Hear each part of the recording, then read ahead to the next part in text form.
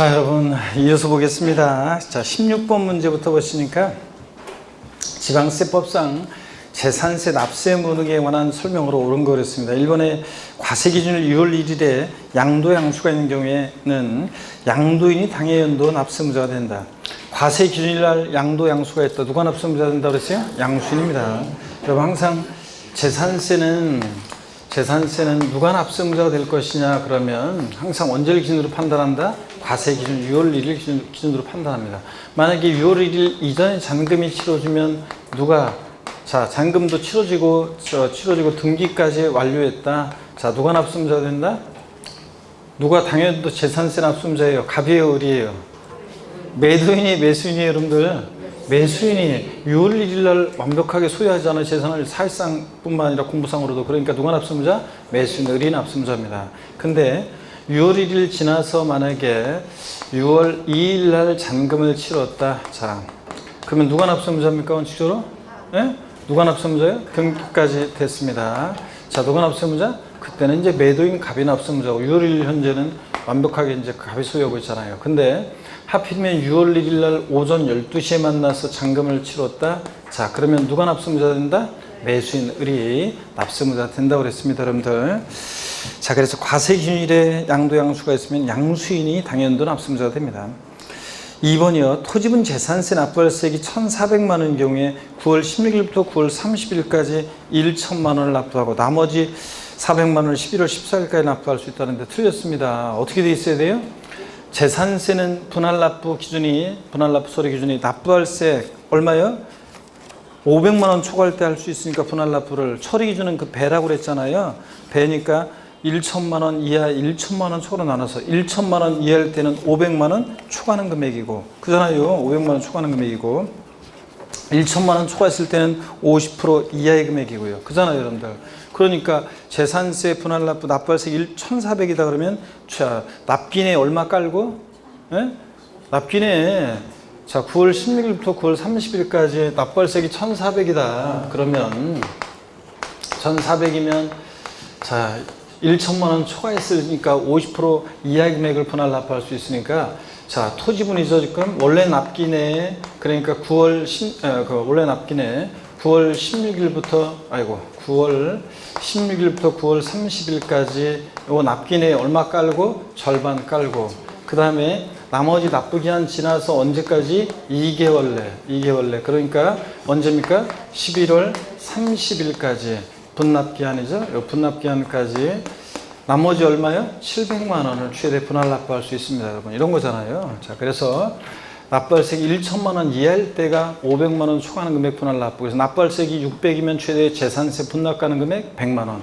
800이면 얼마? 300만 원 최대 분납 가능하고 1,400이니까 1천만 원 초과했을 때는 50% 이하 금액이니까 최소한 납기내에 절반 깔고 절반은 깔아놓고 나머지 금액 최대 분할 납부입니다. 그죠, 여러분들? 나머지 최대 분할 납부 가능합니다. 그래서 11월 30일로 돼 있어야 되고 또 그 다음에 700만 원 이런 식으로 돼 있어야 됩니다, 여러분. 자, 그래서 뭐 이런 건 가능하죠. 50% 이하 금액이니까 50% 이하 금액이니까 예를 들어서 만약에 납기내 예를 들어서 납기내 800 내고 그 다음에 분납기간 내 600 내는 거 돼야 안 돼요? 이거 돼야 안 돼요? 됩니다. 이거는 납기내 최소 얼마만 내놓으면 돼? 절반만 깔아놓으면 되니까 이런 거 됩니다. 자, 그래서 요거 분할납부 요약집 62페이지 참조고요. 요약집 62페이지 참조고 계속해서 봅니다. 16번 문제 3번 지문이요.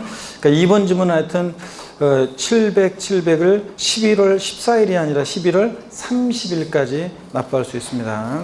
나머지를. 그 다음에 3번 지문 임시로 사용해서 건축된 고급 학장 건축물로서 재산세 과세일련제 1년 미만의 것은 재산세 부과자는다. 들렸죠? 원래 과세일련제 임시로 사용해서 건축된 건축물로서 재산세 과세일련제 1년 미만의 것은 비과세하는데 사치성 재산이다 그러면 지방세에서 비과세 사치성산 나오면 무조건 어떻게 한다? 과세잖아요, 무조건. 자, 저 고급 학장이니까 무조건 과세입니다. 그래서 임시건축물 요약집 64페이지 참조하시고요. 요약집 64페이지 참조고 그 다음에 4번 지문 봅니다. 과세기준 현재 소유권의 귀속이 불명하여, 소유권의 귀속이 불명하다는 것은 공부상 소유자를 상대로 소송 중에 있거나 공부상 소유자가 장기간 행방불명일 때를 얘기한다고 그랬습니다. 이럴 때 누굴 납세무자로 한다? 사용자, 소유권의 귀속이 불명해서 사실상 소유자를 확인할 수 없을 때는 공부상 소유자이다. 그럼 틀려요. 아니고 누구다? 사용자. 사용자가 되는 거 재산세 이거 딱 하나잖아요. 소유권의 귀속이 불분명할 때. 그래서 사실상 소유자를 알 수 없다. 누가 납세무자? 사용자. 공부상 소유자 아닙니다. 4번 정답이고 사용자 맞고. 5번 공유재산의 경우에 그 지분에 해당한 부분에서 지분권자를 납세무자라고 돼. 지분에 표시가 없는 경우에는 공유자 중에서 최연장자가 아니라 누구라고요? 에? 지분이 균등한 것으로 봐서 지분권자 각자입니다. 지분권자예요. 공유재산 지분권자인데 지분에 표시가 없으면 지분이 균등한 것으로 봐서 지분권자입니다. 4번, 5번은 요약집 57페이지 참조입니다. 4번, 5번 요약집 57페이지 참조고요. 자, 17번 문제 보겠습니다. 17번 문제. 지방세법상 부동산 등기에 대한 등록면허세에 관한 내용이다. 틀린 거 그랬습니다. 1번 과세표는 원칙적으로 언제를 기준으로 합니까? 등록 당시 신고하는 거 얘기해요. 취득세는 취득 당시고 등록면허세는 등록 당시입니다. 같은 채권을 위해서 담보물을 추가하는 등기에 대해서 등록면허세는 뭐로 계산한다고요? 담보물 추가하는 등기는 건수, 건수로 계산합니다. 담보물 추가하는 등기 등록은 건수로. 건당 6,000원 받고 해줍니다.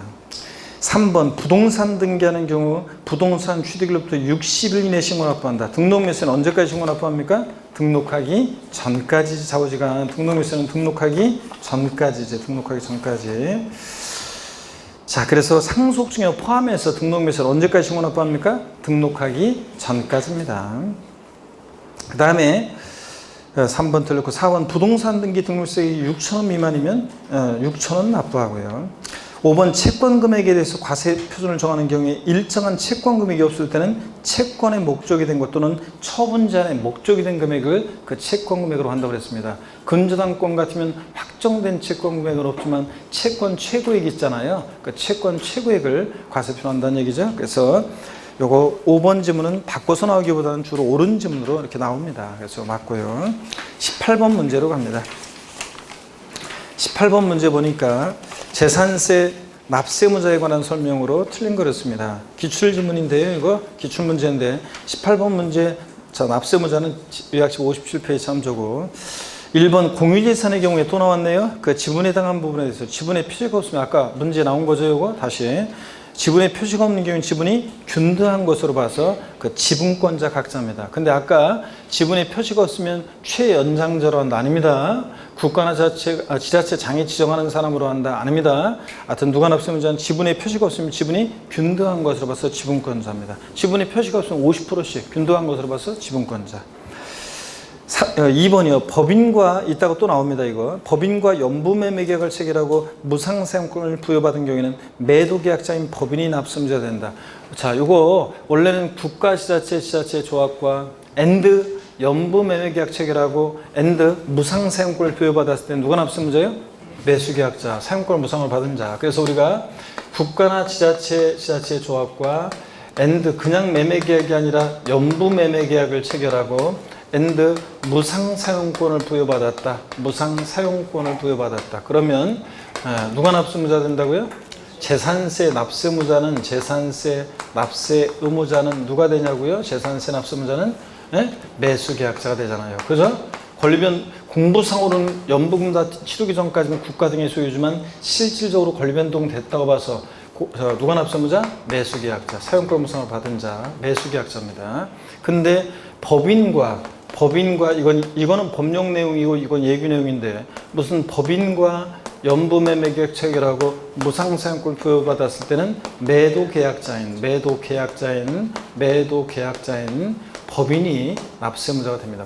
매도계약자인 법인이 납세무자입니다. 여러분. 아셨죠 이거? 그래서 누구랑 연부매매계약 체결했냐에 따라 달라지잖아요. 그래서 법인과 연부매매계약 체결 무상사용권 부여받으면 매도계약자입니다. 원칙적으로 이렇게 국가 등과 연부매매계약 체결했을 때는 매수계약자인데요.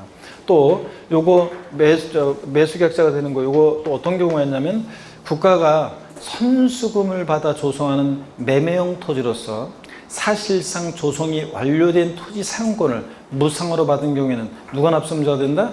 뭐 사용권을 무상으로 받은 자를 매수계약자로 본다. 법령에 돼 있어요. 그러니까 사용권을 무상으로 받은 자가 납세의무자가 됩니다. 근데 하여튼 법인과의 연부매입 체계를 여러분이 비교하시고요. 그래서 2번 요거 틀렸습니다. 매수계약자, 맞습니다. 2번은 매도계약자 법인이 납세의무자다. 맞고요. 3번입니다. 지자체와 재산세양재산을 여기 바로 보세요. 또 나오죠. 연부매매계약 체계라고 and 그 재산세양권 무상으로 받은 경우에 누가 납세의무자? 매수계약자다. 그래서 2번, 3번을 여러분이 비교하시면 됩니다. 국가나 지자체 등과 연부매매계약 체계로 무상상품을 받았을 때는 매수계약자고요. 4번 공부상에 개인 등의 명의로 등재되어 있는 사실상의 종중재산으로서 종중세금을 신고하지 않았을 때는 공부상 소유자를 납세의무자로 본다. 에? 공부상이 개인 등의 명의로 등재되어 있는데 사실상 종중소유임을 신고 안 하면 과세권자가 이게 종중세인지 어떻게 알아요? 그러니까 누가 납세의무자? 공부상 소유자. 근데 법령의 반대석으로 이따 또 나오지만 종중소유임을 신고했다 그러면 누구다? 종중이고요. 종중소유임을 신고하면 종중이고. 자, 그래서 오늘 보면 이렇게 자주 나오는 그런 내용들은 이렇게 앞에서 나오고 또 뒤에 또 이렇게 또 질문을 또 한 번 이렇게 나오고 이런 식으로 해서 계속 반복되는 것들이 있습니다. 5번 질문 봅니다. 상속이 개시된 재산으로서 상속등기 이행되지 아니하고 and 상속등기 안 됐다는 것은 누가 상속받을지 포기할지 과세권자는 모른다는 얘기죠. and 사실상 소유자 신고도 안 했어요.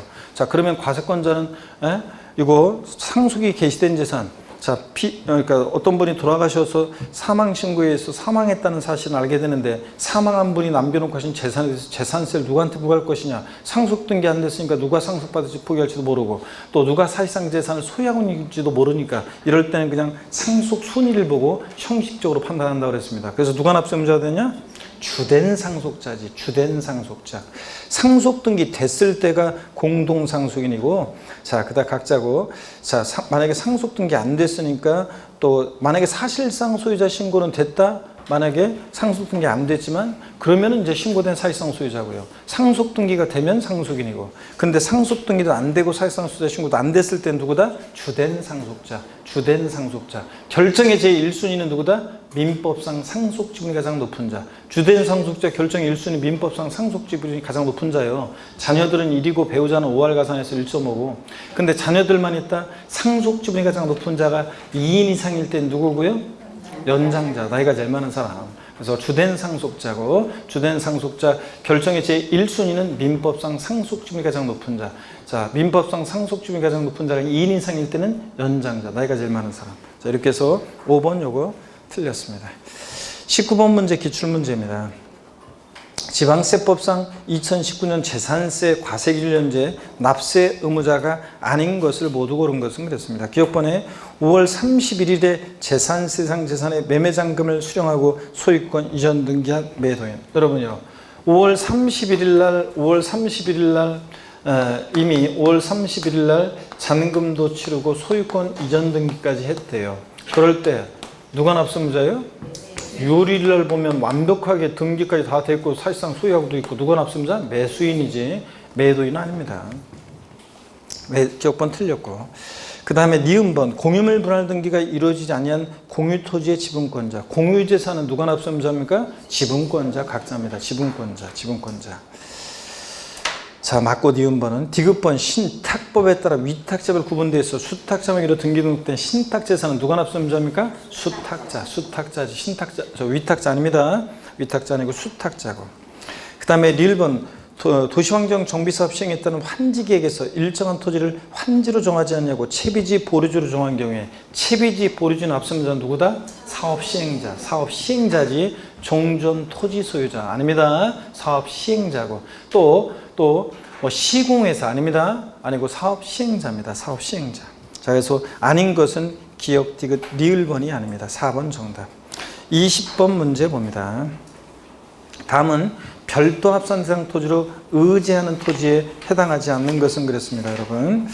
그래서 요거는 별도 합산 대상 토지로 의제하는 토지 보면 기본세에 보면 몇 페이지 걸쳐서 쫙 나옵니다, 여러분들. 요약집 55페이지 참조고, 별도 합산 대상 토지로 의제 보는 토지들 엄청 나오잖아요. 원래 재산세에서 별도 합산 대상 토지는 보세요. 이따가도 나오지만 재산세에서 여기 봅니다. 별도 합산 대상 토지는 재산세 모든 토지를 분리 별도 종합합산 대상 토지 나올 때 별도 합산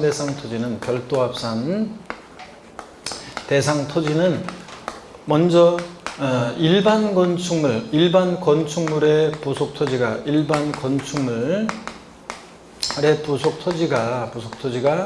여기 이제 기준면적 일반 건축물의 부속 토지가 기준면적 이내일 때는 이거 보고 일반 건축물의 부속 토지는 토지용 구분문제 풀 때 뭐만 보라고 그랬어요? 얘는? 예? 어디나 다 있는 거니까 위치는 안 보고 뭐만 본다고 그랬어요? 면적만 보잖아요. 그래서 일반 건축물의 부속 토지는 그래서 기준면적 이내면 뭐가 되고 면적만 보니까 기준면적 이내면 별도. 기준면적을 초과했다 그러면 뭐가 되고 종합합산 대상 토지가 됩니다. 그잖아요, 여러분들. 종합이 되고요. 자, 그랬을 때 이 기준면적을 어떻게 계산하느냐 이따 나오지만 이 기준면적을 어떻게 계산하느냐 건축물 바닥면적에다가 정착면적 바닥면적에다가 용도지역에 따른 용도지역별 적용 배율이라는 것을 곱해서 구하잖아요. 용도지역별 적용 배율을 곱해서 구한다. 이 용도지역에 따른 적용 배율이 여기에 상업지역은 상업지역 준주거지역은 여기에 3배. 혹시 모르니까 공업지역은 몇 배? 네? 공업지역은 몇 배? 자, 4배였잖아요. 공업지역, 일반 주거지역, 자, 4배입니다. 그래서 상업지역은 3배고 혹시 모르니까 이런 정도 외우더라고 그랬었잖아요, 여러분들. 자, 이따 계산 문제 할 거. 그 다음에 또 보세요. 일반 건축물의 부속 토지는 이렇게 면적만 따져서 어디나 다 있는 거니까 위치 안 보고 기준면적 이내면 별도 초과분 종합인데 다만 일반 건축물의 부속 토지로 보는 토지가 있잖아요. 일반 건축물의 부속 토지로 의지하는 토지요. 엄청 많습니다. 일반 건축물의 부속 토지로 의지하는 토지가 몇 페이지 걸쳐서 나오는데 자동차 운전학원용 토지요. 운전학원용 토지. 자, 운전면허 딸 때 제가 에피소드 얘기 드렸잖아요. 그래서 그 운전학원 가면 주행연습장, 코스 연습장이 있고요. 공지 상태지만 일정 면적까지는 이 업종 하는데 꼭 필요한 토지니까 일정 면적까지는 사업용 토지로 봐서 뭐 한다? 별도 합산 과세합니다. 공지 상태지만 운수회사의 차고지, 운수회사의 차고지 같은 거, 운수회사의 차고지 같은 거 이런 것들 등등해서 몇 페이지 걸쳐 나오잖아요. 그래서 여기 한번 일단 읊어볼게요. 여기 한번 볼게요. 20번 문제 봅니다. 1번 그래서 자동차 운전학원용 토지 공지 상태지만 일정 면적까지는 별도 합산 과세합니다. 2번 항만법에 따라 뭐 어쩌고 야적장, 컨테이너 장치용 토지 업종의 특성을 생각해 보세요.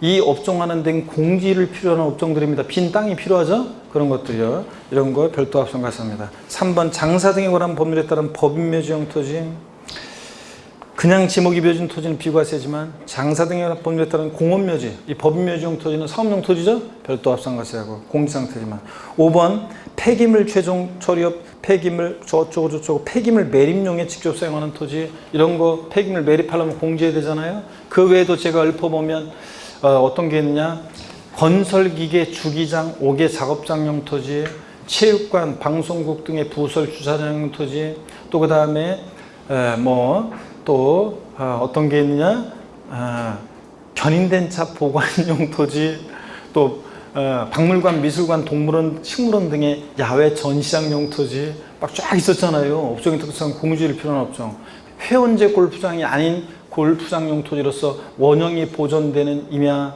뭐 이런 것들 쫙 있었습니다. 또 그 어떤 것들이 있었냐면 보존산지 안에 임야는 산지관리법에 따른 보존산지 안에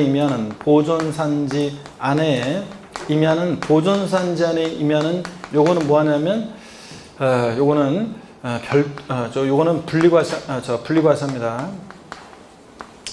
보존산지 안에 임야 분리과세예요. 근데 준보존산지 안에 임야는 요거는 뭐하고 별도 합산 과세하고 준보존산지 안에 임야는 별도 합산 과세하고 자 이렇게 해서 뭐 이런 것들이요. 이런 것도 엄청 많이 있었습니다. 하여튼 별도 합산 대상 토지로 의지하는 토지. 준보존산지 아니면 별도 합산. 그냥 보존산지 아니면은 분리과세합니다. 007%. 자, 공익 목적임이 알았어요. 자, 그러면 20번 문제 4번 지문 봅니다. 무허가 건축물의 부속 토지라든가 사용 승인 받아야 되는데 사용 승인 받아야 할 건축물로서 사용 승인 받지 아니하고 사용 중인 건축물의 부속 토지, 이런 것들은 건축물 없는 나대지로 봐서 뭐가 된다? 종합합산과세입니다. 무허가 건축물의 부속 토지 작년 시험에도 나왔었고, 그 다음에 사용 승인 받아야 되는데 사용 승인 받지 않고 사용 중인 건축물의 부속 토지 같은 이런 무허가 건축물의 부속 토지는 건축물 없는 나대지로 봐서 뭐가 된다? 종합합산입니다. 4번 정답이고요. 21번 문제 봅니다. 지방세법상 재산세 별도 합산 대상 토지 그랬는데 1번 회원제, 골프장이나 고부락장용 건축물의 부속 토지는 자 뭡니까? 얘네들 사치성 재산이니까 뭐예요? 고율분리 4%, 007방해사에서 4% 고율분리고, 고급주택의 부속 토지는 얘는 뭐예요? 주택분 재산세 대상입니다. 항상 주택은 건물과 토지 하나로요. 그래서 자 주택분 재산세 대상이고, 그 다음에 도시적 밖 일정 면적 기준 면적 초과, 아이가 볼 거 없네. 앞동네 뭐라고 돼 있던 뒷동네 기준 면적을 초과한 토지 나왔다. 볼 것이 뭐가 된다? 종합합산입니다.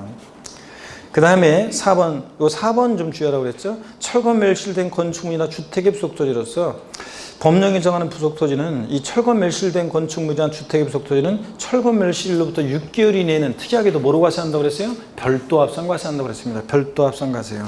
요약집 우리가 55페이지에 다 나와 있습니다. 요약집 55페이지요. 그래서 요약집 55페이지 참조해서 보시면 되고, 우리가 철거 멸실된 건축이나 주택 부속 토지는 건물이 철거 멸실됐으니까 나대지 상태니까 종합합산 과세할 것 같지만, 그죠? 철거 멸실된 날로부터 6개월 이내는 뭐로 과세한다? 별도 합산 과세한다는 것. 좀 특이하니까 기억하라고 그랬죠? 그래서 요약집 55페이지 참조고요. 그 다음에 고부락장 건축물의 부속 토지는 당연히 고율분리입니다. 사성산 토지니까 고율분리 4%, 고율분리입니다. 4번 정답이고, 22번 문제 또 토지용 구분 한번 봅니다. 22번 재산세에 있어서 토지 구분에 관한 다음의 설명 중 옳은 것을 모두 고른 것을 했습니다. 토지용 구분을 난 잘 모르겠다 그런 분은, 토지용 구분을 잘 모르겠는 분은 이거는 뭐 지금 토지용 구분만 제대로 설명하려 해도 30분 걸리니까 토지용 구분은 인강을 들어보셔야 되겠습니다. 여러분들이 5, 6월달 강의를 보든 뭐 특히 이제 자세한 배경적인 거 듣고 싶으면 3, 4월 강의를 듣든 5, 6월 강의를 듣든, 특히 5, 6월 강의를 뭐 좀 들어보시든 이렇게 해서 요약집을 한번 쭉 5, 6월 강의를 보시고요. 이렇게 들어보셔야 됩니다. 기억번 봅니다. 토지 구분에 관한 설명 중 옳은 것을 모두 고른 거랬는데, 자 기억번 무허가 건축물의 부속 토지요. 빵이 프로 불립니까? 아닙니다. 금방 했듯이 사용 승인 받지 않고 사용 중인 건축물의 부속 토지나 무허가 건축물의 부속 토지는 건축물 나대지로 봐서 뭐가 된다? 종합이고. 니은번 도시지역 안의 개발지원구역과 녹지지역을 제외한 지역에 소유하는 개인소유 농지. 우리 개인소유 자격농지는 토지용 구분 문제 풀 때 뭘 봐요? 얘는 위치만 봅니다. 위치에. 있을 곳이 있느냐만 보고, 있을 곳이 있으면 뭐가 되고? 분리. 있을 곳에 있자면 뭐가 돼? 종합. 그래서 자, 농지요. 도시지역 내라도 개발제한구역이나 녹지지역에 있으면 있을 곳에 있는 건데, 여기서는 도시지역 내 개발제한구역, 녹지지역을 제외한 지역이니까 뭐 주거지역, 상업지역, 공업지역 같은데 농지가 있다. 있을 곳에 있지 않은 거죠? 그래 뭐가 된다? 종합입니다. 농지, 개인소유 장농지, 군 읍면지역에 있거나 도시지역 밖에 있거나 또는 도시지역 내라도 개발제한구역과 녹지지역 내 농지 한해서 도시지역 내 농지는 뭐가 된다? 분리가 되는 거지. 도시지역 개발제한구역, 녹지지역을 제외한 지역은 주거지역, 상업지역, 공업지역은 있을 곳에 있지 않으니까 뭐가 된다? 종합. 디귿번입니다. 특별시관시 시의 공업지역과 산업단지를 제외한 지역에 있는 소유자는 공장용지로서 기준면적 이내의 토지입니다. 공장은 토지용 문제 풀 때 뭘 봐? 위치 면적이요. 있을 곳에 있느냐, 기준면적이 있느냐. 시지역에 공업지역, 산업단지면 있을 곳에 있는 거죠? 근데 제외한 지역이래요. 시지역에서 공업지역과 산업단지를 제외한 지역이면 주거지역이나 상업지역 같은 데 있다는 얘기고, 그리고 기준면적 이내일 때는, 자, 공장이 있을 곳에 있지 않을 때는 일반 건축물의 부속 토지로 봐서, 기준면적 이내일 때 일반 건축물의 부속 토지는 뭐가 돼? 기준면적 이내면 별도 합산 대상이에요. 그래서 요거 공장 특이하게도 별도 합산 대상이 되는 경우 주의하라고 별표시까지 했었잖아요. 공장이 시지역에 공업지역이나 산업단지에 있고 기준면적 이내면 만약에 요게 그러면 분리지만, 자 산업단지 공업지역을 제외한 지역, 주거지역, 상업지역에 있다. 그러면 일반 건축물의 부속 토지 봐서 공장이 있을 곳에 있지 않을 때는 기준면적 이내면 뭐가 된다? 별도 합산 대상이 된다는 거 주의하고요. 그 다음에 리을번입니다. 그래서 디귿번 맞고, 리을번 취득세 중과세상인 골프장이나 고부락장 토지는 위에서도 나왔네요. 얘 뭐예요? 고율분리. 고일분리잖아요. 살성산 토지니까 고일분리. 4% 고일분리고. 미음번 목장용지, 공장용지 및 영업용 건축물의 소속 토지로서 기준면적을 초과한 이거 볼 거 없네. 앞동네 뭐라고 돼 있던 뒷동네 기준면적을 초과한 토지는 뭐가 된다? 종합합산입니다. 그래서 옳은 것은 디귿하고 미음번만 옳습니다. 3번 정답. 그 다음에 23번 문제 또 토지용 구분 나오네요. 또 봅니다. 다음은 지방세법상 토지분 재산세 과세 대상을 구분한 것이다. 이 중 종합합산 대상에 해당하는 경우로 옳게 묶은 것은 그렇습니다. 하여튼 토지용 구분 지금 위치 면적 따져서 이렇게 하는 걸 뭔지 모르는 분은 반드시 월요일 강의에 저 강의를 토지용 구분 재산세 토지용 구분을 들어보세요. 그 해당 부분을. 기억번 봅니다. 종합합산 대상 토지에 해당하는 것으로 옳게 묶인 거라는데 기억번 이 일반 영업용 건축물의 소속 토지로서 법정 기준 면적을 초과한 보다 또 나왔네. 기준 면적을 초과한 토지는 볼 것 없이 뭐가 된다? 종합입니다. 일반 건축물의 소속 토지 기준 면적 이내면 별도, 초과하면 종합입니다. 니은번 또 나왔네. 이거 건축보통 관계법령 규정에 허가받을 건축물로서 허가받지 아니한 건축물의 소속 토지요. 뭐가 됩니까? 금방 되는데 뭡니까? 종합합산입니다. 종합합산.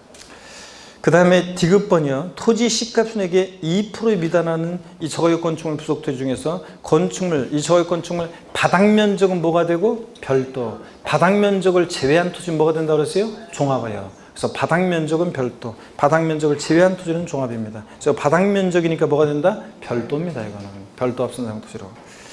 나중에 사례 문제 또 보게 될 거고요. 리일번입니다. 공장용지 중에서 주거지역 내 공장용 건축물의 소속 토지로서 규면적 이내의 토지. 공장이 주거지역 내에 있어요. 있을 곳에 있지 않죠? 금방도 나왔잖아요. 이럴 때는 일반 건축물의 소속 토지로 봐서 규면적 이내일 때 뭐가 된다? 별도 합산 대상이 됩니다. 자, 그래서 종합인 것은 기억과 니은번만 해당됩니다. 1번 정답이고. 24번 문제 봅니다. 다음은 부동산 등기의 등록면허세 과세표현에 대한 설명이다. 이 중 틀린 거겠습니다. 자, 임차권 말소 등기 월 임대차 금액입니까? 이거 설정 등기가 임차권 설정이나 이전 등기가 임차권 설정 및 이전 등기가 설정이나 이전 등기가 월 임대차 금액이지. 이건 말소 등기니까 뭐예요? 건수입니다. 건당. 1번 틀렸고 가등기 부동산 또는 채권 금액이 0점이고 경매 신청 등기 채권 금액이 0점이고 저당권 말소 등기는 건당 6,000원이고 전세권 소유중 전세 금액이 6,000원, 전세 금액이 1,000분의 2고요.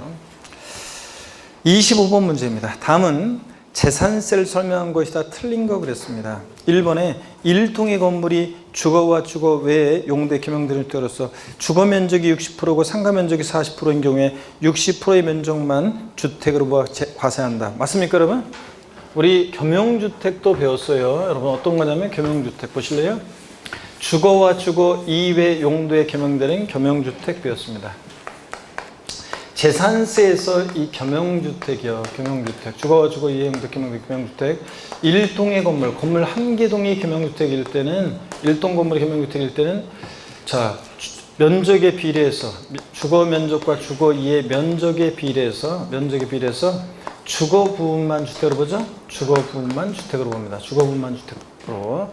그래서 요거 우리가 겸용주택을 재산세 이런 건데 취득세에서 하고 재산세 일동 건물은 취득세하고 재산세 일동 건물은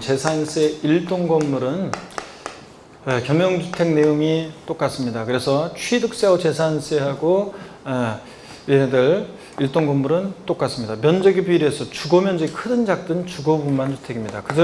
그래서 이거 우리가 재산세 겸용주택 어떻게 외웠냐? 일동 건물은 쿵쿵따 취득세 재산세 면적 비례 주거만. 생각났어요 여러분들? 쿵쿵따 취득세 재산세 면적 비례 주거만. 우리 다 같이요. 시작. 쿵쿵따부터 시작. 쿵쿵따 취득세 재산세 면적 비례 주거만. 그래서 일동 건물 취득세가 똑같아요. 면적의 비례 주거만 주택입니다. 주택면이 크다고 전부 주택 그럼 틀려요. 그 다음에 재산세에서 근데 다만 재산세에서 일구 건물이요. 재산세에서 일구 독립하여 구기된 일구 건물이 겸용주택일 때는 항상 뭘 기억하느냐? 50%예요. 주거용 사용 면적이 주거용 사용 면적이 자 50% 이상이면 50%만 돼도 얘 뭐라고요? 전부 주택이라고 했습니다. 얘는 전부 주택이고요. 항상 그래서 재산세에서 일부 건물 겸용주택 나오면 50%, 주거용 사용면적이 50% 이상이면 전부주택이고 50% 안 되면 주거분만 주택이고요. 그 다음에 양도소득세 겸용주택은 우리가 양도소득세 겸용주택은 어떻게 외웠냐? 양도세 겸용주택 어떻게 했어요? 부등호. 그래서 주택면적이 주택 이해물보다 클 때 부등호하고 그 다음에 주택면적이 주택 이해물보다 작거나 같을 때 부등호하고 자 요거 한마디로 표현하면 주택면적이 뭐예요? 클 때만 전부주택이지.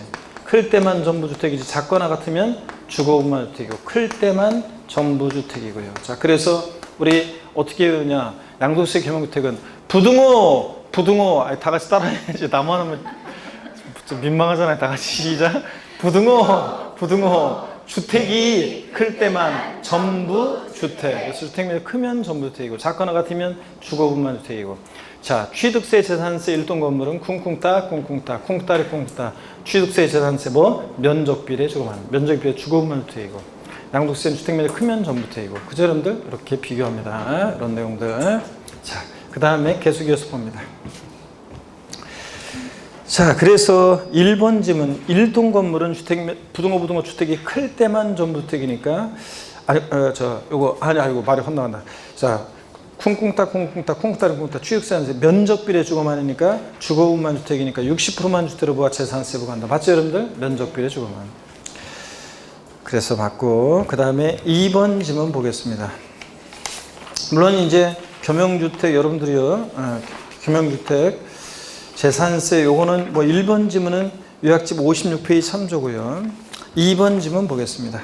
국가지자체 조합이 1년 이상 공용 또는 공공용으로 무상으로 사용하는 재산 1년 이상 사용할 것이 계약서 등에 의해서 입증되는 경우 포함해서에 대해서는 재산세를 부과하지 않지만 매매계약을 체결하고 잔금 지급 전에 미리 계약 물건을 사용하는 경우에는 재산세를 부과한다. 맞습니까 여러분? 네? 올해 2019년 개정세법이잖아요. 자, 우리가 원래 국가지자체 조합이 1년 이상 공용 또는 공공용에 사용하는 재산은 재산세를 비과세하죠. 다만 무상 사용할 때가 비과세지 유료로 사용한다. 임대료 꼬박꼬박 내면서 내 빌딩 사용해 그럼 과세한다고 그랬죠. 네? 유료로 사용할 때 과세고 또 하나가 추가된 게 이제 이겁니다. 또 하나 추가된 게 이거. 1년 이상 사용할 계약서 용이 입증되는 포함해서 재산 부과하지 않지만 매매 계약을 체결하고 잔금 지급 전에 미리 계약 물건을 사용하는 경우에 이때는 어떻게 한다? 부과한다 재산세. 그래서 이것도 2019년 개정세법 단서 뒷동네 꼭 알아둡니다. 유료로 사용할 때하고 이렇게 매매 계약 체결하고 잔금 지급 전에 미리 계약 물건 사용하는 경우 이런 경우는 재산세 어떻게 한다? 부과한다. 이것도 알아두시고요. 그 다음에 맞습니다. 이거 2019년 개정세법 꼭 알아두시고요. 네, 이거는 뭐 2019년 개정 2번 지문은 우리 재산세 비과세에서 나오잖아요. 그래서 재산세 비과세에서 이거는 요약집 63페이지에 나옵니다. 요약집 63페이지 나오고요. 3번 지문 볼게요. 재산세 세율 중에서 초과 누진세율이 적용되는 자산은 토지와 주택에 한한다 그랬습니다. 그렇습니까, 여러분? 네? 재산세에서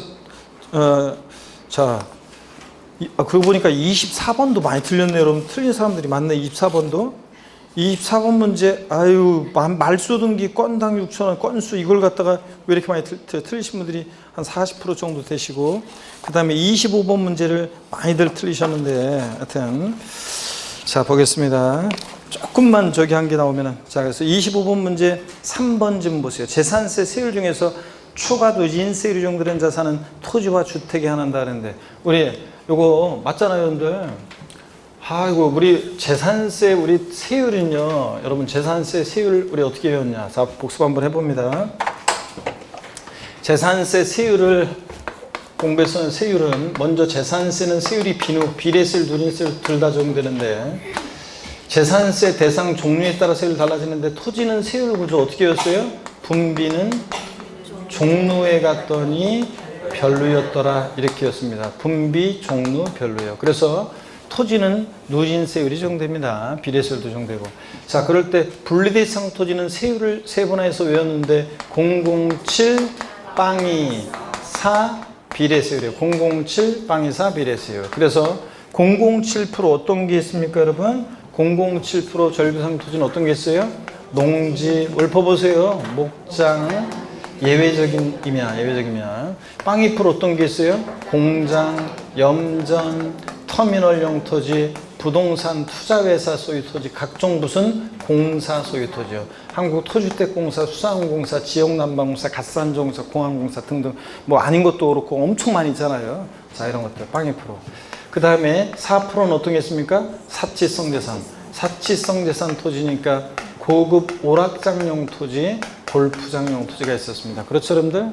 종류별로 종합합산과 별도합산은 종합은 종합끼리, 별도는 별도끼리 소유자별로 종합은 종합끼리 합산해서 소유자별로 합산해서 몇 단계 초과 누진세율이에요? 3단계. 과표관 3단계 초과 누진세율이고 별도도 별도끼리 합산해서 3단계 초과 누진세율이 정됩니다. 자, 다 같이 세율 구조. 토지 어떻게 외운다? 분비는 종로에 갔더니 별로였더라. 이렇게 외웠습니다. 분비, 종로, 별로고요. 그 다음에 건축물은 우리가 세율 또 외웠었는데 건축물은 건비, 비례세율 구조로만 되어 있다고 그랬습니다.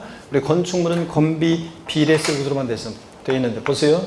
건축물은 건비, 비례세율 구조로만 되어 있습니다. 그러니까 누진세율 정되지 않습니다. 그럴 때 세율을 통해서 세분화해서 외웠었습니다. 건축물은 어떻게 외웠냐? 젊은 엄마 애들 이름 부르는 거로 외웠어요. 025, 05, 125세요. 125세요. 025, 05, 125세요. 안 오면 뭐다? 4 죽는다. 그런 얘기지. 그죠, 여러분들? 그래서 우리가 025%는 일반 건축물 025. 05 시지역의 특별시, 광역시, 일반 시지역, 시지역의 주거지역 내 또는 지자체가 조례로 정하는 지역 내, 시지역의 주거지역 내 또는 지자체가 조례로 정하는 지역 내에 있는 공장용 건축물, 시지역의 주거지역 내 공장. 125세율, 이거 표준세율 025%의 몇 배예요? 5배. 자, 로 중과세하는 건데 5배인데, 자, 어떤 게 있냐면 과밀억제 권역 내에서 공장 신증설이요. 과밀억제 권역 내 공장 신증설. 과밀억제 권역 내에서 공장 신증설하면서 취득하는 공장용 건축물에 대해서는 최초 공장 신증설이 아니라 최초 과세 기준일로부터 5년간 표준세율의 5배로 중과세합니다. 아시겠습니까, 여러분? 과밀억제 권역 내에서 공장 신설 증설의 경우. 네? 자, 요거 최초 공장 신증설이 아니라 최초 과세 기준일로부터 5년간 중과세합니다. 표준세율의 5배로. 그 다음에 4%는 살성재산이죠. 살성재산 건축물이니까 고오락장용 건축물, 골프장 내 건축물. 그래서 얘네들. 자, 건축물 건비, 비례세율 구조로만 되어 있습니다. 누진세율 정되잖아요. 어떻게 외운다고요? 다같이 젊은 엄마 애들 이름 부르는 걸 높이로 외워야죠. 025, 05, 125세요. 안 오면 주거비례세율. 이렇게 쫙 지어서 외우라고 그랬습니다. 자, 그 다음에 재산세에서 주택은요, 보세요. 세율이 주택은 별장과 별장 이외 주택으로 나눠서 별장은 4% 비례세율인데,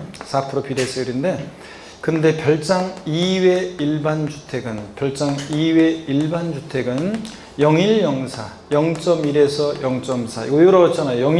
0104. 몇 단계요? 4단계 초과 누진세율 정도입니다. 4단계 초과수율. 0104 4단계 초과수율이고 0.1에서 0.4.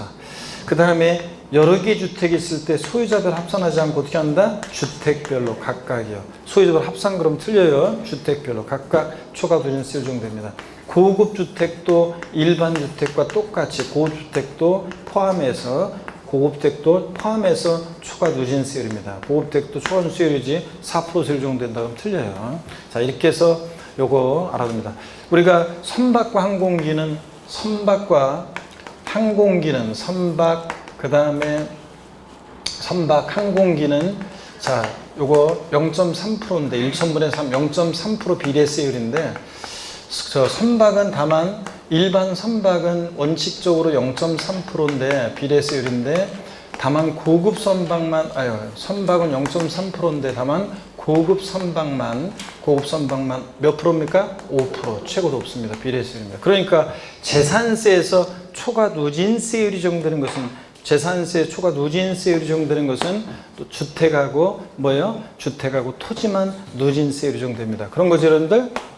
토지하고 주택만 누진세율이지 건축물 이런 것들은 비례세율입니다. 건축물 건비고 항공기 비례세율이고요. 자, 이렇게 해서 선박공기 비례세율이고. 그래서 자, 다시 봅니다, 여러분들. 25번 문제 3번 재산세 세율 중에서 초과 누진세율이 적용되는 자산은 토지하고 뭐? 주택에 한한다. 맞습니다. 토지하고 주택에 한해서 초과 누진세율이고요.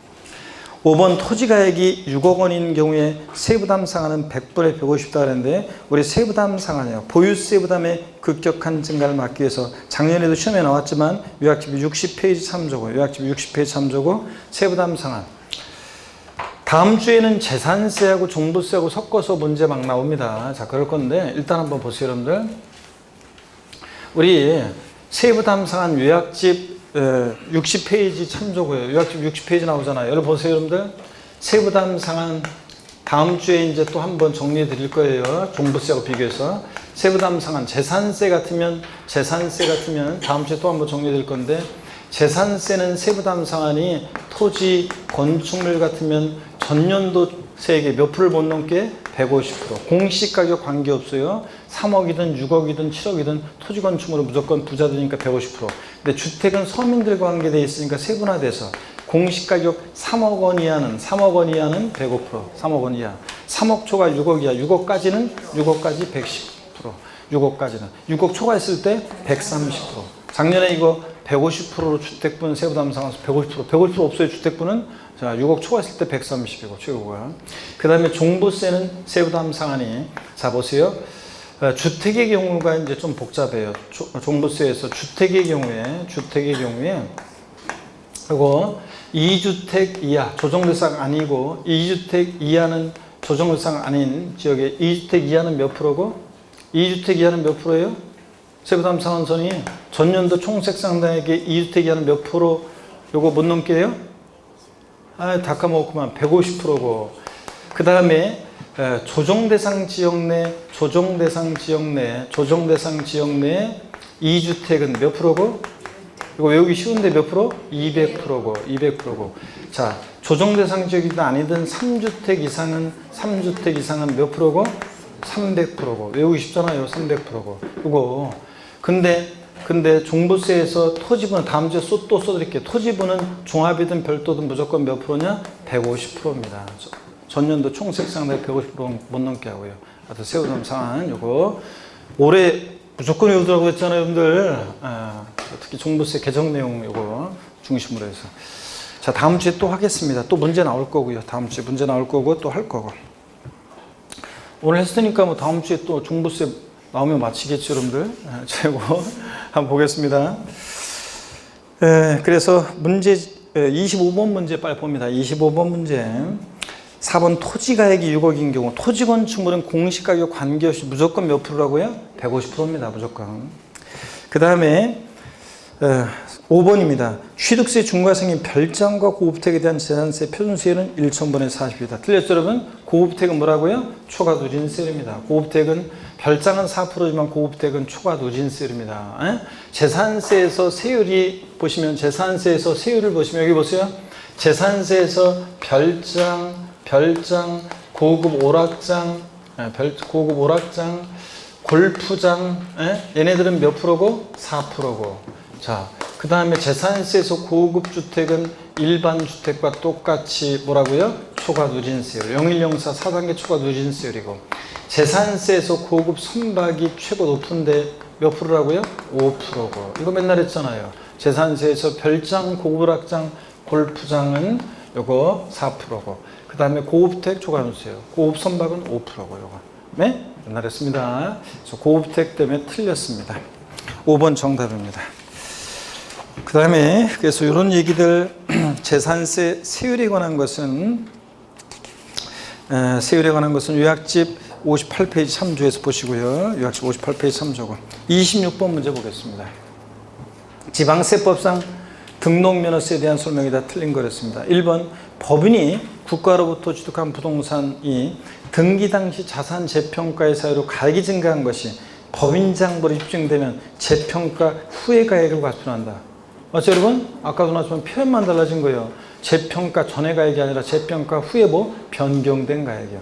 그때 변경된 가액이라는 것은 법인장부 등으로 입증되는 가액을 말하고요. 하여튼 그래서 요거 재평가 후의 가액을 과세표현한다. 맞습니다. 2번 지적공무상 지목이 묘진 토지 등록은 과세한다. 아이고 아까도 비교해드렸죠. 지목이 묘진 토지 취득세는 과세, 중과기준세율 특례세율로. 근데 등록면허세고 재산세는 뭐한다? 비과세입니다. 등록면허세를 부과한다. 서로 자기 명의로 등록 안 하려고 하고 지금 묘지 또 묘지에 대해서 재산세를 부과해 사람들이 다 그냥 묘소 없애버린다고 그랬잖아요. 2번 틀렸습니다. 비과세입니다. 3번 부동산 등기 등록매세 납세지는 부동산 소재지나 납세지가 불분명하면 어디라고요? 등록관청 소재지. 등록관청 소재지. 취득세는 납세지 불분명할 때 취득 물건 소재지. 취득세는 납세지가 불분명하면 취득 물건 소재지고 등록면허세는 납세지 불분명하면 등록관청 소재지입니다, 여러분. 예? 이거. 그 다음에 4번입니다. 별로 관심이 없는 분들이 계시는 것 같아요. 이제 몇 문제 안 남았는데, 자, 고기 한번 드시고 목 운동하면서. 그냥 너미 얘기 듣듯이 그냥 남이 다른 사람 얘기 듣듯이. 아이고 허리도 또 좀 돌리시고, 어깨도 돌리시고, 기지개도 한번 화끈하게 제끼시고요. 아이고 좋습니다, 여러분들. 자, 그래서 26번 문제. 3번 하여튼 등록면허세 납세지 받고요. 4번입니다. 등록에 대한 등록면허세는 특별징수가 허용되는 조세이다. 여러분 취득세는 특별징수되는 경우가 없지만 등록면허세는 특허청에 특허 출원했을 때 특허청장이 등록면허세를 특별징수세 지자체에 주는 경우가 있어요. 그래서 등록면허세는 특별징수되는 경우가 있다고 그랬습니다. 징수에 편의가 있는 자로 하여금 세금을 징수에 납부하게 할 때요. 맞고요. 4번. 5번 대한민국 정부기관이 등기 등록에 대해서 과세는 외국 정부 등기 등록 우리도 어떻게 하고? 부과하고. 비과세지만 우리도 어떻게 하고? 비과세하고. 27번입니다. 지방세법상 토지에 대한 재산세를 설명한 것이다. 틀린 거 그랬습니다. 1번 신탁법에 따른 신탁자에 속한 토지는 수탁자 고유재산에 속한 토지와 서로 합산한다. 아까 제가 신탁법에 의한 신탁재산 납세의무자하고 납세의무자 누가 되느냐? 수탁자. 그 다음에 세금을 체납한 재산만 압류하는데 다만 세금을 체납한 재산에 속한 신탁에 다른 재산이 있을 때 다른 재산도 압류할 수 있다. 설명드렸죠? 그러면서 이거 수탁자 고유 토지와 신탁 토지는 합산한다 안 한다? 안 합니다. 다만 근데 위탁자별로는 어떻게 한다? 위탁자별로는 합산해요. 근데 그렇지만 수탁자 고유 토지와 합산하지 않습니다. 1번 틀렸고요. 이것도 시험에 나와야 되는데 안 나오는 것 중에 하나라고 그랬잖아요. 잘 보셔야 되고. 그래서 1번 틀렸고. 2번 재산세 과세 표준은 과세기준연재 개별 공시가의 100분의 70을 곱한 금액으로 한다. 재산세는 자 시가 편액을 기준으로 하는데 개인 법인 소유 구별 없이요. 다음 주에는 이제 그 과세 표준과 세율 문제가 집중적으로 나올 건데 재산세 다음 주에는 과세 표준 세율 납세 절차 이런 거를 이제 물납부 할납부 이런 걸 집중적으로 문제를 낼 거고요. 또 종부세 낼 거고. 근데 오늘 어떻든 간에 살짝이요. 재산세 과세 표준은 시가 편액인데 기준으로 하는데 개인 소유, 법인 소유 재산 구별 없죠? 법인 소유 재산도 법인 장부상 가격 아니고 뭐로? 시가순액으로. 국가나 지자체로부터 취득한 재산도 갖고 있을 때 무엇으로 과표 결정돼? 시가순액으로. 다만 토지, 건축물, 주택은 이 시가순액에다가 시가순액이 바로 갚으면 게 아니라 여기다 뭘 곱한다? 공정시장가액표를 곱합니다. 그 공정시장가액표율이 토지 건축물은 몇 프로? 70. 주택은 몇 프로? 60% 곱한 금액입니다. 자, 그래서 요약집 57페이지 참조고요, 여러분들. 계속 이어서 봅니다. 그랬을 때 토지 같으면 이 문제가 지금 지방세법상 토지에 대한 재산세잖아요. 그러니까 과세기준연재 시가순액, 토지 시가순액은 뭐예요? 개별 공시지가. 어떤 수강생분들은 요즘 지금 시험 지금 며칠 안 남았는데도 이제 공부 시작하시는 분들이 많으셔가지고 인강 분들 질문하는 거 보면 왜 시가순액이라고 돼 있는데 왜 여기 개별 공시가라고 돼 있나요? 뭐가 잘못된 거 아닌가요? 하면서 아니면 내가 뭘 모르는 건가요? 그러면서 막 질문하셔요. 새벽 2시, 3시에 답글 달면서 답답합니다. 에? 아이고 막 그래서 그냥 답답한데. 하여튼 토지 시가순액은 개별 공시가니까 개별 공시가에다가 자 공정시장가의 비율이 토지 건축물은 몇 프로입니까? 70%. 주택은 60% 곱한 금액입니다. 여기서는 토지니까 70% 곱한 금액이고 반드시 곱해야지 안 곱하면 틀려요. 토지분 재산세 과세 표준은 과세기준 현재 개별 공시지가로 한다 이러면 틀려요. 공정시가를 곱해야 되고 3번 종합합산 대상 토지에 대한 재산세는 몇 단계예요? 소유자보다 종합은 종합끼리 합산해서 몇 단계? 3단계 초과수율입니다. 종합이나 별도는 3단계 초과수율 맞습니다. 4번 건축물의 시가표는 이거 또 나왔네. 해당 부속도리 시가표액의 2% 미달할 때 이 저격 건축물 바닥 면적은 아까 뭐가 됐어요? 별도 합산. 바닥 면적을 제외한 토지는 뭐로? 종합합산 과세하고. 5번 취득세가 중과세되는 골프장용 토지는 고급불악장 골프장 토지는 사치성 재산이니까 몇 프로? 4%입니다. 007방에서 4%예요.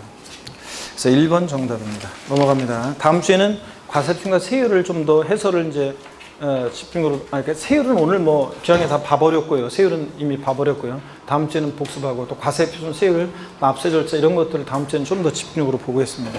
28번 문제입니다. 다음은 지방세법상 재산세 납세무자에 관한 설명 중 옳은 거래인데 28번 문제 보겠습니다. 먼저요. 1번 갑이 을에게 토지를 매도한 후 을이 소유권 이전 등기를 이행하지 않았더라도 사실상 소유자는 을이므로 갑의 소유권 변동 신고 여부에 관계없이 재산세 납세무자는 을이다. 틀렸어요 여러분들? 이렇게 기출이 됐던 지문인데 틀렸잖아요. 우리 재산세 납세무자에서 여러분 재산세 납세무자에서 생각나세요 여러분들? 재산세 납세무자에서 여기 보세요. 재산세 납세무자에서 이런 거 했잖아요. 자, 갑과 을이 부동산 매매하는데 자 그럴 때 예를 들어서 만약에 5월 31일 날 잔금을 치르고 소유권 이전 등기는 6월 20일 날 했습니다. 등기를 했다. 그러면 당연도 재산세 납세무자가 누가 되느냐 그러면 재산세는 과세 기준을 기준으로 한다고 그랬죠. 그럴 때 6월 1일 날 봤을 때 공부상으로는 여전히 매도인 소유죠.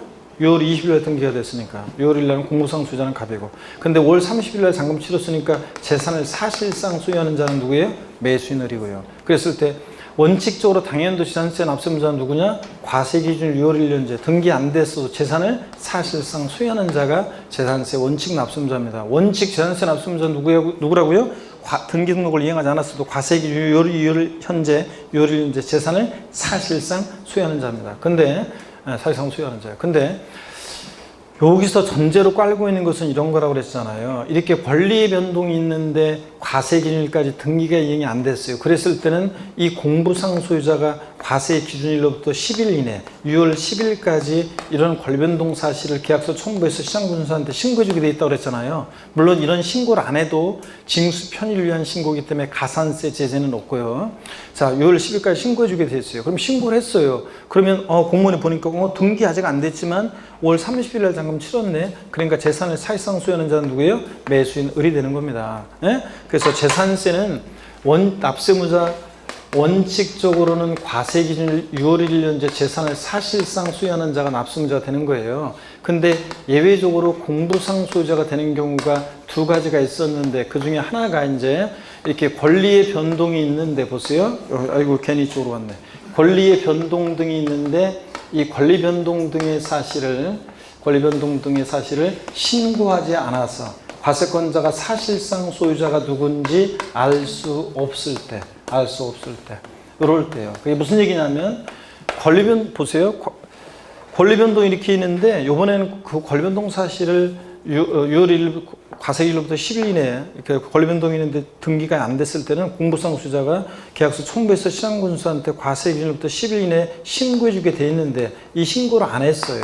그래서 과세권자가 그럼 신고 안 하면 언제 잔금 치료 이런 걸 모르잖아. 그래서 권리 변동 등이 있는데 권리 변동 사실 신고 안 해서 과세권자가 사실상 소유자가 누군지 알 수 없어요. 언제 잔금 치료 이런 거를. 그러면 누가 납세무자 되냐? 공부상 소유자가 납세무자 되는 경우도 있다고 그랬잖아요. 그러니까 권리 변동이 있는 경우에 권리 변동 사실의 신고 여부와 관계없이 매수인 사실상 소유자를 납세무자로 한다.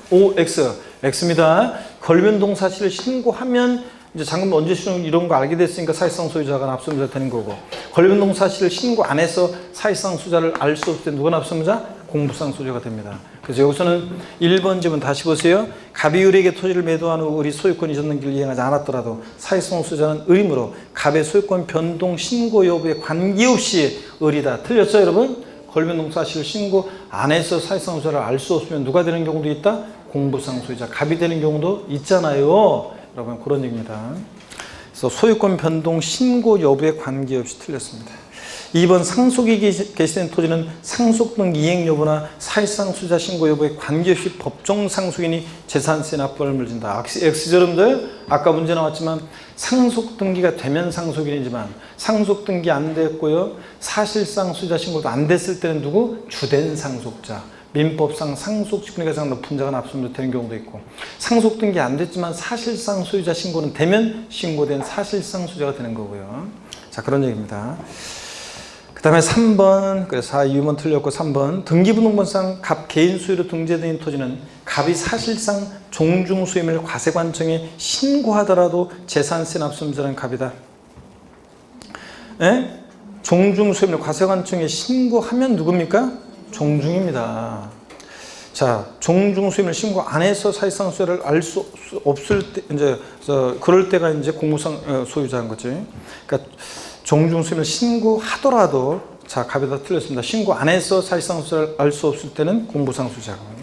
그러니까 개인 공부상 소유자고, 신고하면 종중이고. 4번입니다. 국가가 선수를 받아 조성하는 매매용 토지로서 사실상 조성이 완료된 토지 사용권을 무상으로 받은 경우에는 사용권을 무상으로 받은 자가 납부자 됩니다. 그렇죠, 여러분들? 요거 4번 정답입니다. 이 매수계약자, 사용권을 무상으로 받은 자가 공부상으로는 국가 등의 소유지만 권리변동 됐다고 봐서 사용권을 무상으로 받은 자입니다. 4번 맞고. 5번 법인과 이거 또 나왔네. 대상 토지를 연부매매계약 체결하고 그 토지 사용권을 무상으로 받은 경우 사실상 소유자인 매수계약자가 납부자 된다. 이렇게 바꿔요. 아니고 누구라고요? 매도계약자입니다. 매도계약자. 그래서 4번하고 5번하고 비교해야죠. 이거 국가 등과 연부매매계약 체결하고 무상 사용 부여받는 경우에 그거하고 다른 거라고 그랬습니다. 아까 비교해드렸죠, 여러분들? 그래서 요거는 법인과 연부매매계약 체결하고 무상사용권 부여받았을 때는 매도계약자인 법인이고, 국가 등과 연부매매계약 체결하고 무상사용권 부여받았을 때는 매수계약자고. 4번하고 5번도 또 비교하고. 29번입니다. 지방세법상 재산세 과세상에 관한 설명이다. 이 중 틀린 거 그랬습니다. 1번 재산세상이 되는 토지는 공간정보의 구축에 관련한 법률에 있어 지적공부에 등록 대상이 되는 토지뿐만 아니라 모두요 사실상의 토지도 포함하고, 주택의 부속 토지는 토지분 재산세상이 되는 토지에서 어떻게 한다? 제외하고. 그 다음에 주택 부속 토지는 주택분 재산세 대상이니까. 2번이요. 재산세상이 되는 토지는 종합합산, 별도합산 및 분리대상 토지로 구분하죠, 여러분들? 3번 주택이라면 세대원이 장기간 독립된 주거생활을 영위할 수 있도록 구조로 된 건축물의 전부 일부 및 그 부속토지를 말하고요. 항상 부속토지 포함하고 주택은 다가구 주택, 1가구가 독립하여 구분을 사용할 수 있도록 구입된 부분을 일부에 들어본다. 이 경우 그의 부속된 토지는 건물 면적 비율에 따라 각각 안분한 면적을 일부의 부속토지로 본다. 예? 자, 그래서 다가구 주택은 지방세에서는 공동주택과의 과세형평을 위해서 매 한 가구 한 가구마다 독립한 일구유트로 봅니다. 일구유트로 보지 않는다면 틀리고, 취득세에서도 그렇고 고급택 여부를 판정할 때 다가구주택 공동주택 기준을 적용했잖아요. 공동주택 기준을 적용합니다. 자, 공동주택과의 과세형평을 위해서 주택법상 단독주택인데도 지방세에서는 공동주택처럼 매 한 가구 한 가구마다 등록한 일구유트를 보고, 국세에서 다가구주택은 종부세에서 주택수 계산할 때 다가구택은 전체를 한 개를 들어보고, 양도소득세에서 다가구택을 하나의 단위로 양도하면 단독주택 하나의 주택 양도로 보고, 부동산 임대업에서 주택수 계산할 때 다가구택은 전체를 한 개를 들어보고, 비교도에 특강 들었던 분은 특강집에 이런 것도 다 정리했었잖아요. 여러분들 또 수업 시간에 정리해드렸고요. 5번입니다. 일구 건물이 주거와 주거 외 용도에 사용되는 경우에는 면적이나 크기에 관계없이 주거용으로 사용되는 불만을 들어본다. 이건 일동 건물이 취득세, 재산세, 면적 비례 주거만이지. 일구 건물 나오면 항상 뭘 기억해? 50%. 주거용 상면적이 100분의 50 이상이면 전부주택입니다. 일구 건물은 50%, 주거용 상면적이 50% 이상이면 전부주택입니다. 면적 크기 관계없이 틀렸습니다. 30번 문제를 좀 많이 틀리셨는데 이것도 계산 문제라고 수업 시간에 맨날 했던 거예요, 이거. 여러분들 3, 4월, 5, 6월 달 이런 것 할 때 다음 중 도시, 그리고 얘도 똑같은데 도시 지역 내 상업 지역에 있는 영업용 건축물의 부속 토지 과세 방법에 관한으로서 옳은 것. 단 상업적 용도에 적겠다는 종비율은 3배다. 친절하게 용도에 적겠다는 적용 비율도 해놨는데. 자, 일반 건축물이 부속 토지요. 기준 면적 이내면 별도 초과하면 종합이잖아요. 그 기준 면적을 어떻게 계산해? 건축물 바닥 면적에다가 용도 적에 따른 적용 비율을 곱합니다. 바닥 면적이 200이니까 바닥 면적에다가 용도적에 따른 적용비율 3배, 2, 3은 6, 600제곱미터는 뭐가 되고 기준 면적 이내니까 일반 건축물의 부속 토지, 별도 합산 대상 토지가 되고 기준 면적을 초과한 토지가 종합인데 전체 1000에서 600 빼니까 기준 면적을 초과한 토지는 얼마예요? 400. 400제곱미터가 기준 면적을 초과한 토지가 뭐가 돼? 종합이 되는 거고요. 그래서 1번이 정답입니다. 분리상 토지는 해당 사항 없고요. 그리고 간단한 거였는데 여러분들. 자, 이렇게 해서 가시고요. 자, 오늘 하여튼 고생 많으셨고, 이제 이것도 7, 8월 과정도 다음, 전원별 모의고사도 다음 주가 마지막이고, 이제 9월달 되면 이제 동영 모의고사로 해서 전범위로 이제 시작되네요. 그래서 매일 공부하고 와서 시험 보고, 매일 공부하고 와서 시험 보고, 이런 식으로 해야지 실력이 팍팍 늘어나고, 공부했던 것들을 복습할 수 있다고 그랬습니다. 타이트하게. 아셨죠, 여러분? 다음 주에 실시간 모습으로 다시 뵙겠습니다. 고맙습니다. 감사합니다.